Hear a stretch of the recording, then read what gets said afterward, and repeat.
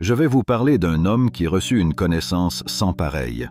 C'était un érudit des enfants d'Israël, nommé Balaam, fils de Béor. Dieu lui accorda ses signes, l'éclaira de ses secrets et le guida sur le chemin de la vérité. Interrogé, il répondait. Appelé, il répondait. Son peuple écoutait sa parole et ses prières étaient exaucées au ciel. Lorsque Dieu envoya Moïse, que la paix soit sur lui, auprès de Pharaon et de sa cour, et que Moïse conduisit les enfants d'Israël en quête de délivrance de l'humiliation et de l'esclavage, le peuple de Balaam apprit que Moïse venait avec son armée pour chasser de leur pays ceux qui croyaient en lui. Ils allèrent trouver Balaam et lui dirent « Moïse est un homme puissant, à la tête d'une armée immense.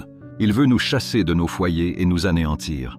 Prie Dieu de l'éloigner de nous. » Il répondit « Comment pourrais-je prier contre le prophète de Dieu, puisqu'il est sur le droit chemin ?» Ils insistèrent, le pressant et lui offrant des présents, jusqu'à ce que son cœur cède. Il s'attacha à ce monde et à ses attraits, abandonnant la vérité qu'il connaissait et hésitant à prier Dieu pour son prophète. Lorsqu'il monta sur sa monture pour se rendre à un endroit où il prierait contre Moïse, l'animal refusa de bouger.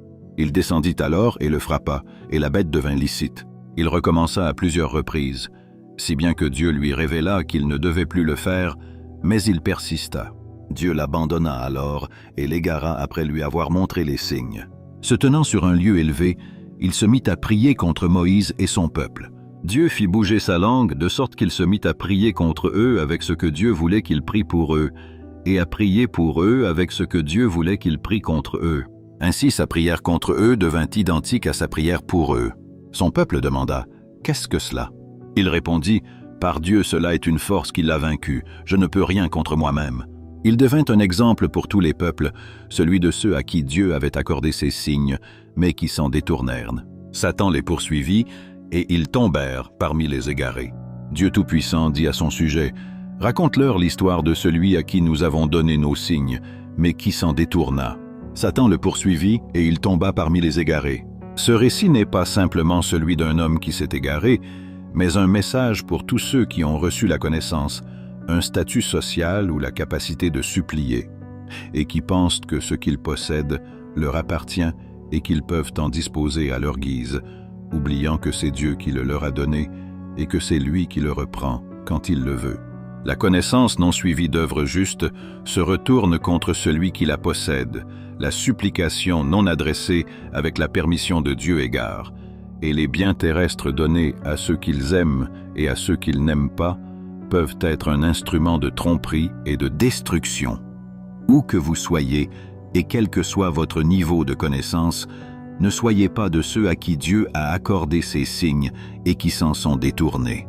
Ayez pour objectif d'être parmi ceux dont le Seigneur a dit « Ceux qui suivent le messager, le prophète illettré, dont ils trouvent une mention dans leur Torah et leur Évangile. » Si Dieu vous accorde la connaissance, suivez-la. Et si des gens vous égarent de son chemin, demeurez ferme dans la vérité et ne vendez pas votre foi pour un gain terrestre dérisoire. Dieu a immortalisé cette histoire dans son livre comme une leçon pour ceux qui réfléchissent. Il a choisi de la mentionner sans nommer son protagoniste, afin que la leçon réside dans l'action et non dans la personne, et afin que les portes restent ouvertes à tous ceux qui craignent de connaître un sort semblable à celui de ceux qui se sont détournés des signes après les avoir reçus. Si ces paroles vous touchent et vous ouvrent les yeux sur le danger de suivre vos désirs après avoir acquis la connaissance, alors diffusez-les.